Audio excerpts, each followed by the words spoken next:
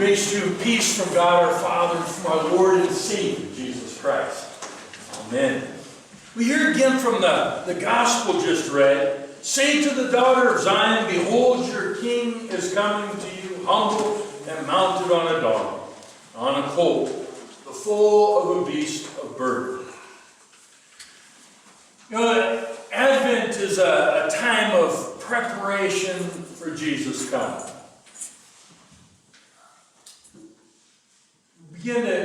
Preparation for celebrating his birth, his incarnation there in Bethlehem 2,000 years ago. But also looking forward with expectation to his coming again, which is just as sure as the prophecies concerning his first coming were fulfilled, those prophecies concerning his second coming will be fulfilled.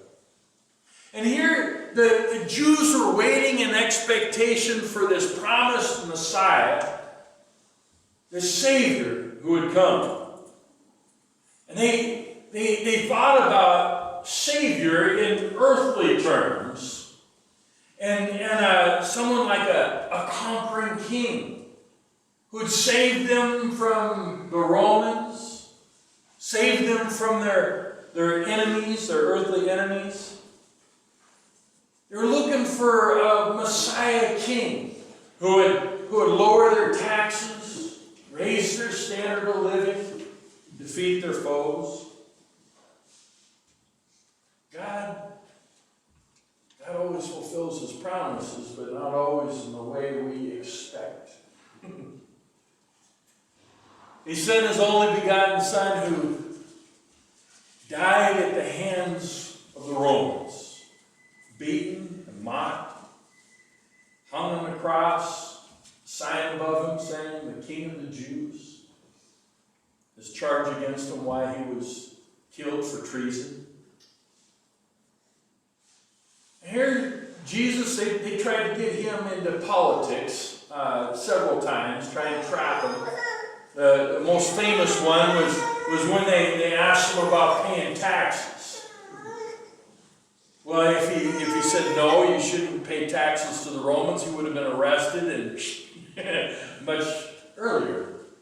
If he said, yeah, you should pay taxes, the crowds who hated paying taxes to start with, let alone taxes to a foreign country that was occupying their country, the mob would have stoned him to death. They had him in a catch-22. And he simply said, "Show me a coin." Whose image is that on it? Well, Caesar's. Give to Caesar what's Caesar's and to God what's God's. Jesus stayed out of the political realm.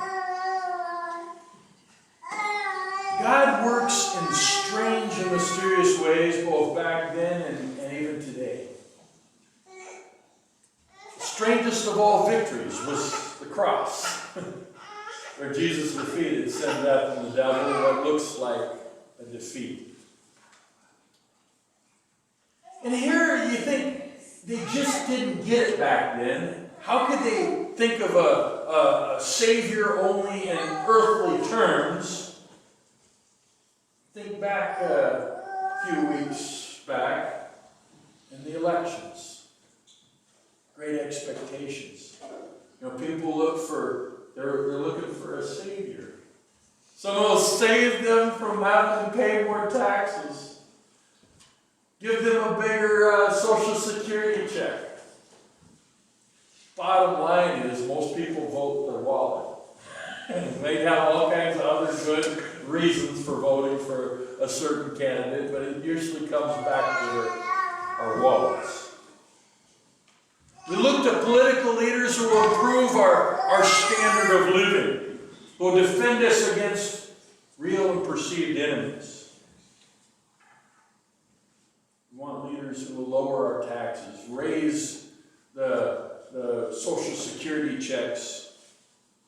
And you know, half of all Americans are disappointed every time there's an election.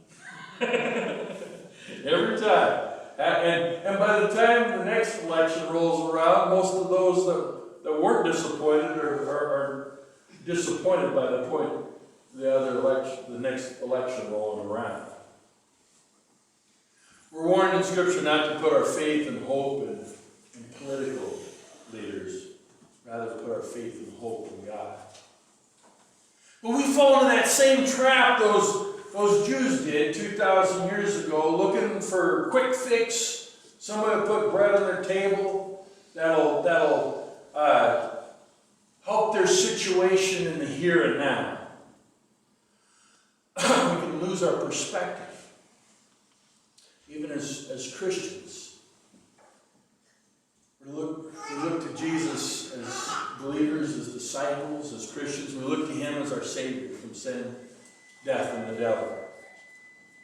Jesus' blood shed for us on the cross covers your sins and mine.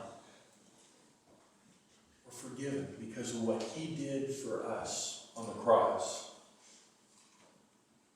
He didn't stay on that cross. He was buried.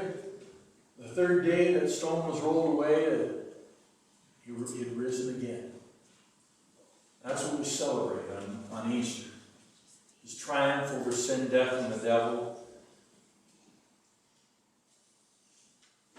And even now, as believers, we live in expectation of the final coming when Jesus is going to set things straight.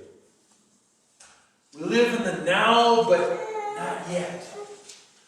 Jesus defeated the devil, and yet His final defeat is coming. He's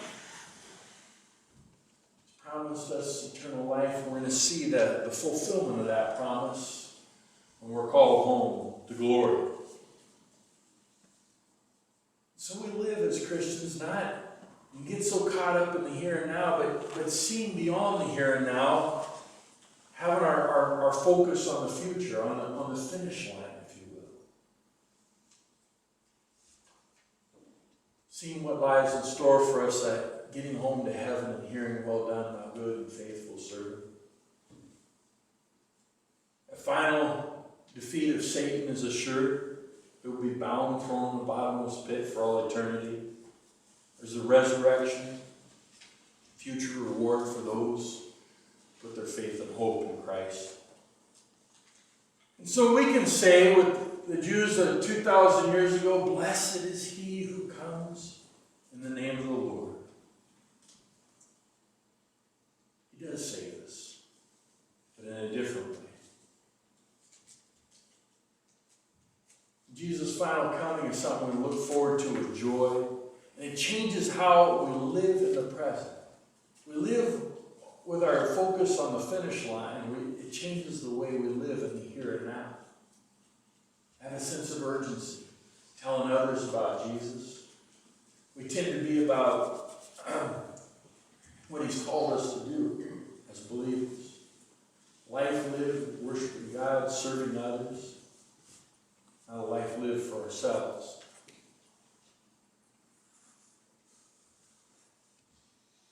It's a life of self-denial. St. Paul points out in the epistle lesson today, make no provision for the flesh to gratify its desires. It's not about the here and now, it's about what is to come. Living in eager expectation of what is to come. And look forward to that. It is coming again, even as we look forward to in the near future to celebrate His coming, His incarnation there in Bethlehem. The Word became flesh and dwelt among us. May we be filled with a sense of urgency as we look forward to His coming again and tell others about our Savior. Forgetting about ourselves as we worship God and serve our neighbor. Keeping our eyes fixed on the finish line. Amen.